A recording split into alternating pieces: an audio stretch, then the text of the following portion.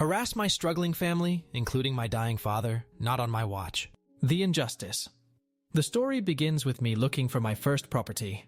My late father was battling cancer at the time, and because of some technicalities with the healthcare system, he needed to prove he lived in my province for over 50% of the year to get the treatments covered. They were staying at a friend's in town rent-free, and as they didn't own property in our province anymore, they signed onto the place plus utilities for my place to show records of them staying here. We found this place. It is perfect for us. Smaller building, allows dogs, 2-bed, 2-bath, 5 minutes from the hospital that my partner worked and my dad was getting treatment from. However, going through the condo documents and minutes from the last couple years of meetings, we find records of an ongoing spat between the previous owners of my unit with the people below.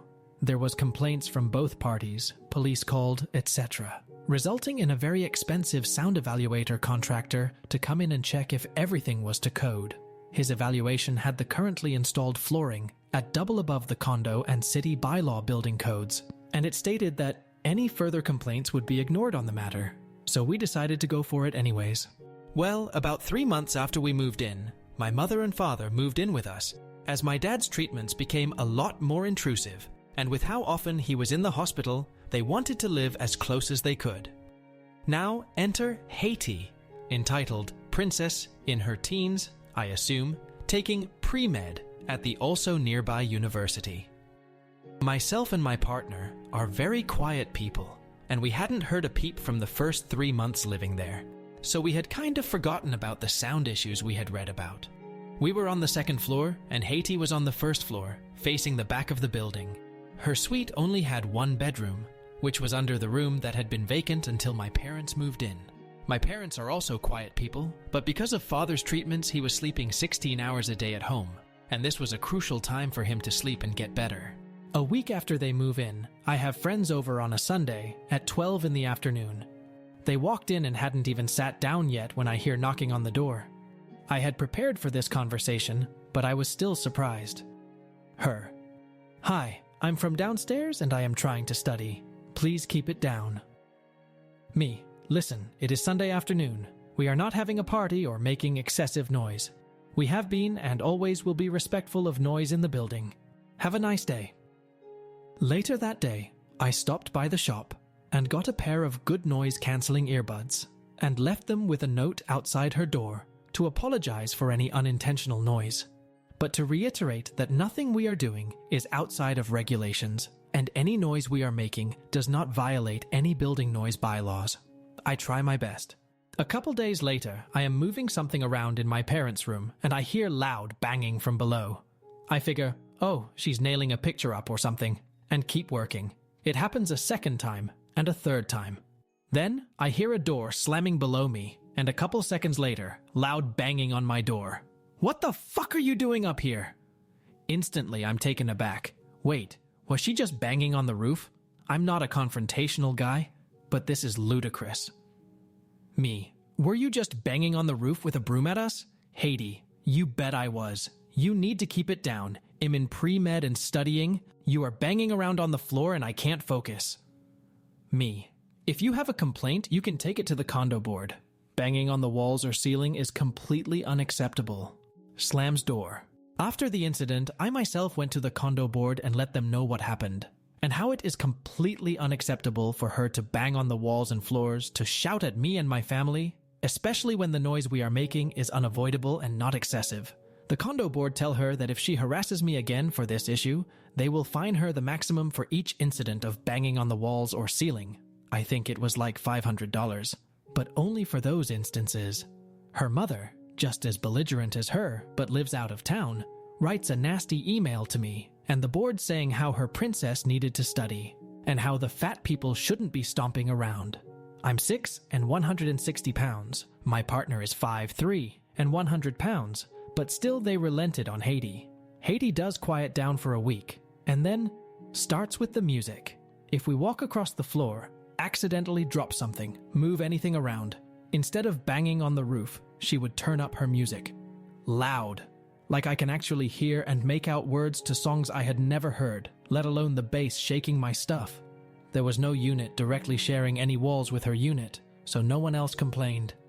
It would go past 11 p.m. a couple days a week. I would call condo board members, and no one would answer as it was so late. I would then call the non-emergency police line, and they would say, "We can bring someone out in a couple hours, but only give a warning due to the bylaws." It got worse.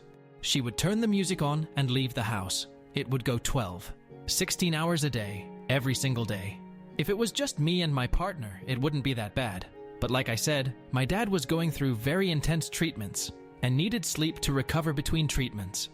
The stress of it, combined with the treatments and his decline in health, was definitely starting to impact my family. I wrote a lengthy open letter to the condo board regarding the full situation, the harassment, etc., in an attempt to shame her. I printed it out and put it under everyone in the building's doors. It didn't work. I rented a decibel meter and tracked how loud she was, but according to the bylaws, it was breaking the rules. But the condo board said they wouldn't do anything about it other than send her another warning. IIRC. It was 20 decibels allowed between 6 a.m. and 10 p.m. above resting volume. My home was about 40 decibels with nothing going on, and about 65 to 70 decibels with her noise.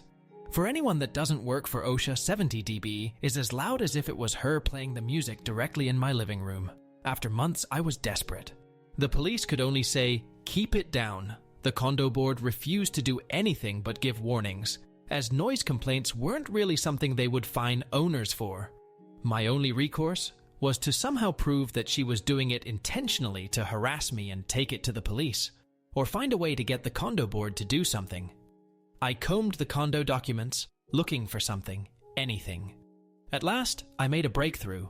I figured this 20-year-old did not pay for this condo, and wasn't an owner at all. I used some connections to get a copy of the land title for the condo. I had found my golden goose.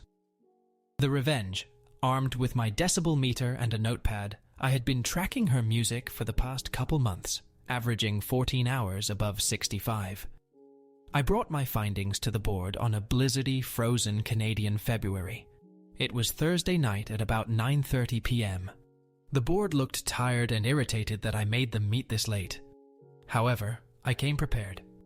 I had a stack of papers containing scanned copies of sections of the condo documents, the logs of noise I had taken, along with a letter typed up by my lawyer buddy.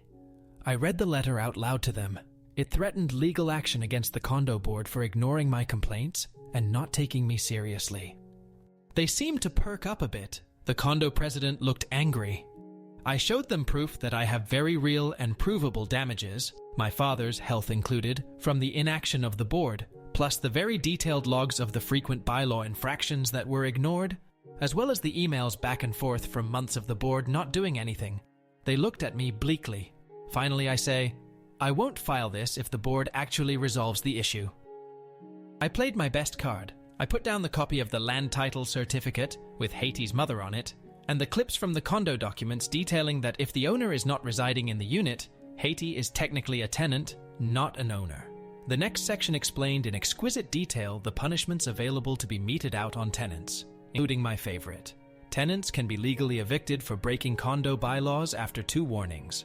I then showed the printed copies of the previous warnings issued by the board regarding this harassment. After a couple minutes, the board president spoke. "Going 5 dB over what is allowed isn't that bad. You're blowing this out of proportion." I'm furious. Had she not been listening to me? Knowing that I had just left my home at 9:30 p.m. with her music at full blast, and it was 10:20 p.m., I said, "Fine, let's go see." We all shuffled down to my unit. We stand in the kitchen, listening to the same shitty song that had played on repeat all day before the president spoke up. Comically, she had to raise her voice to be heard. "She plays it like this all the time?" "Yes." "I will go ask her to turn it off." "You can try, but she isn't home. She left this morning." "What do you mean? She has left her music playing this loud all day?" "Yes." The board president is visibly upset. The bass shakes the spoons in the drawer next to her. The other board members have dark looks. She grabbed the documents and say, "We will call the condo lawyer." Aftermath. Saturday morning comes around. I hadn't heard any news from the condo board. As I'm making my way to the kitchen, I hear the patio door below us opening and closing, which was out of the ordinary. In my bathrobe, coffee in hand, I stand in the window overlooking the back. It is a wonderful winter miracle. Fresh snow from the day before made the trees sparkle, the cold winter air lightly blowing a light cloud off the roof. And there in the middle, trudging through the deep snow, is a very cold and uncomfortable-looking Haiti, taking boxes of her stuff into a U-Haul. The sight is sweet, and I sip my coffee in pleasure. Haiti sees me as she walks back into the house, and her face goes from a grimace to a fiery glower. She would have killed me with that look were it not for the window between us. I smile broadly and wave. A little later, I get an email from the board stating that they threatened her mom to evict Haiti if I have any other single complaint, and that for each instance they would tack on the maximum fine, $500 as well. Seems she decided to move out rather than put me to the test. I got to watch her and a small Asian friend spend 3 hours struggling to force large furniture through the deep snowdrifts. She would have seen me and my family watching in the window the entire time, every time she made her way back for another load. Only after they closed up the U-Haul and left for good did I breathe a sigh of relief.